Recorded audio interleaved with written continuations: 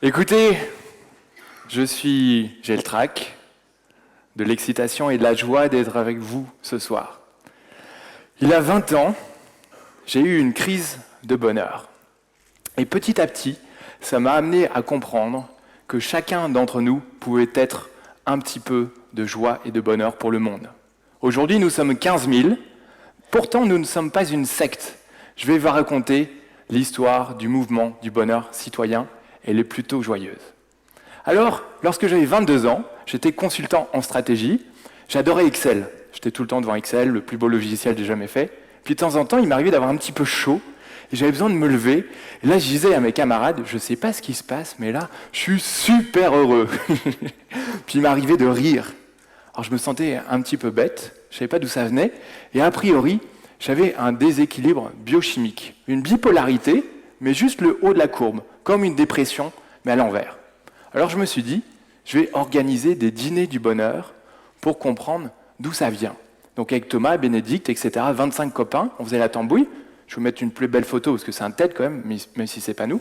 Et nous voilà, en train de picoler, en train d'explorer le bonheur avec un speaker, une fois tous les quelques mois, et à nous interroger. Et puis une fois, je me souviens, ce premier speaker, Ruud Veenhoven, qui nous a mis une claque du bonheur. Il nous a dit, vous savez, l'année la pire dans un couple, c'est l'année de la naissance du premier enfant.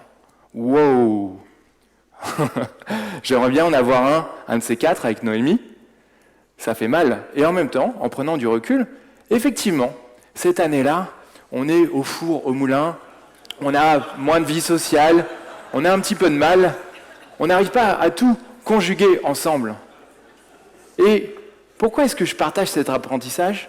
Parce que je me suis dit, évidemment, il ne s'agit pas pour autant, statistique à l'appui, de ne plus vouloir avoir d'enfants, mais plutôt de se dire, est-ce qu'en même temps que j'ai la joie d'être parent, je peux me préparer à tous ces soubresauts de la vie et ces heures d'un jeune papa ? Alors, ce que j'ai appris également à cette occasion, eh bien, c'est que la relation au bonheur révèle quelque chose. Et j'ai notamment vu des gens qui m'ont dit « Ah non, moi le bonheur, jamais, ça ne m'intéresse pas, jamais ». Et je me dis, est-ce que ça ne cache pas quelque chose ? À l'image de quelqu'un qui ne voudrait pas se demander « Comment est-ce que je vais dans ma vie ?» Il y a une infirmière en centre de soins palliatifs qui a fait une étude incroyable qui s'appelle « Les regrets des mourants ». Elle s'est aperçue que le premier regret, lorsqu'on est sur le point de mourir, c'est d'avoir vécu sa vie selon un chemin tracé par d'autres. Est-ce que s'interroger sur son bonheur n'est pas un moyen de peut-être, prendre le bon chemin ? Et inversement, j'ai vu que de l'autre côté du spectre, vous aviez des gens qui avaient une relation obsessionnelle au bonheur. Le bonheur devient une obligation. Et pourtant, il ne devrait pas être cette obsession, et encore moins cette injonction. Et à nouveau, étude à l'appui, les gens qui sont exagérément préoccupés par leur bonheur, sont moins heureux que les autres. Un peu à l'image, vous savez, de ce livre « L'élégance du hérisson », où l'un des personnages féminins organise une grande fête, 20 ans, pour fêter ses 20 ans de psychanalyse. Est-ce que je suis heureux ? Est-ce que je suis heureux ? Est-ce que je suis en train d'être heureux ? Est-ce que je suis en train de faire tout ce qu'il faut pour être heureux ? Non. Je pense que la relation juste au bonheur, c'est une aspiration, quelque chose qui nous guide. Et cette idée a commencé à germer, et je me suis dit, est-ce qu'on ne pourrait pas amener cette aspiration dans la société, au pouvoir public, dans les écoles, etc. Et puis au cours de ces dîners, ce qui a été le déclencheur d'aller au-delà de ces rassemblements entre copains, c'est la découverte qu'il y avait une science du bonheur, neurosciences, psychologie positive, économie du bonheur, toutes ces connaissances. Et l'une d'entre elles m'a marqué. Dans la vie, les gens qui accordent de l'importance à l'amour sont plus heureux. Alors, je me suis marié il y a 4 mois, donc ça me va bien comme information. Et pour autant, en prenant du recul, on n'est pas en train de dire que les gens qui sont amoureux ou heureux dans leur couple sont plus heureux dans la vie. On est en train de dire que les gens qui accordent de l'importance à l'amour sont plus heureux. En d'autres termes, le bonheur serait lié aussi à l'endroit où je tourne mon regard dans la vie. Et puis peut-être qu'un déclencheur encore plus fort pour agir au-delà des dîners, ça a été la découverte du paradoxe d'Easterlin. Nos nations sont arc-boutées dans la génération de croissance économique, et pourtant en France, entre 1973 et 2008, En 35 ans, le PIB a été multiplié par 2, hors inflation, et dans le même temps, le niveau de satisfaction des Français autodéclarés est resté à 6,2 sur 10. Où est-ce qu'on a raté une marche?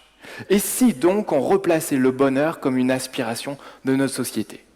Alors on s'est rassemblés avec des camarades au Horst Taverne en disant on va monter un projet.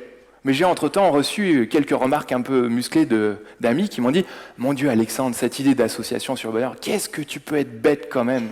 C'est de l'eau tiède, ça n'a pas de fondement. » Puis il y en a un qui m'a dit « Oh là, ton idée de bonheur dans la société, c'est dangereux. » Et là, je me suis dit « Yes, on tient quelque chose. » Alors on a cherché un nom dans ce café qui a brûlé depuis, ça fait une petite histoire comme ça. Et on a d'abord imaginé, saisi par des démons, eh bien, quelque chose de très clair, catégorique, AFPB, Association française pour la promotion du bonheur, ambiance années 80, boîte de BTP, Cogedim, Cogefrap. Puis on s'est dit, non, c'est pas ce qu'il faut. Et si on était plutôt eudaimonia, le bonheur en grec? Puis là, non, 36-15, un peu coquin, ça n'allait pas non plus.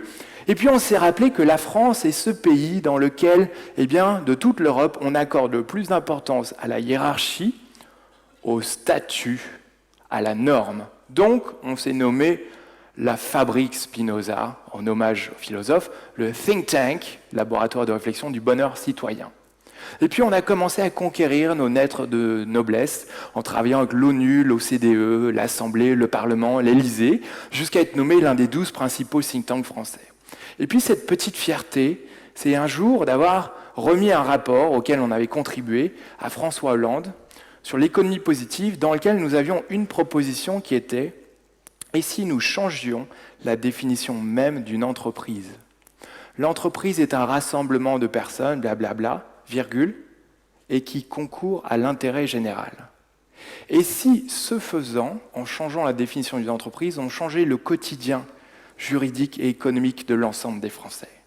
Et puis plus récemment, une autre source de fierté, eh bien, c'est d'avoir contribué à une proposition de loi au Sénat cet été visant à instituer le Conseil parlementaire d'évaluation des politiques publiques et du bien-être. En d'autres termes, et si on faisait le pari que chaque fois qu'une loi est dessinée, envisagée puis votée au Parlement, on s'interroge sur quelle est sa conséquence exacte en termes de bonheur sur les gens. Et si la loi sur les 35 heures avait été envisagée en termes économiques, mais aussi en termes de bonheur pour les gens. Et puis, arrivé à cette étape, on s'est dit, on a utilisé notre tête, mais ça n'est pas suffisant. Nos rapports peuvent rester sur des étagères.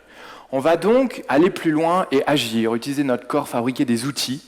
On a commencé à construire des conférences, du conseil, des événements apprenants, des formations. Et l'une d'entre elles, qui me donne beaucoup de fierté également, c'est l'Université du bonheur au travail. 120 personnes rassemblées pendant 3 jours. Et je revois cette femme en entreprise, assise dans un coin, pensive. On s'approche d'elle et on lui demande « Est-ce que tu vas bien ?» Et elle répond « De toute ma vie, je ne me suis jamais sentie aussi libre. » Ou encore cette formation où un monsieur, revenant dans son entreprise, simple collaborateur, non pour être exact manager, mais pas top manager, se dit, eh bien, je vais bâtir un plan complet en 12 pages, dont c'est la couverture, qui l'amène à son directeur général en disant, nous allons mener une politique pour l'épanouissement des hommes dans mon entreprise. Alors, des milliers d'entreprises auprès desquelles nous avons agi, à nouveau, nous donnent la fierté, et pour autant, on a commencé à se dire qu'il manquait quelque chose, qu'entre nous, il y avait des frictions, des tensions. Et je me suis rappelé de cette pensée de Aldous Huxley qui dit « Ne cherche pas à impacter le monde tant que tu n'as pas toi-même grandi. » Il fallait qu'on commence à travailler sur nous, qu'on utilise notre cœur.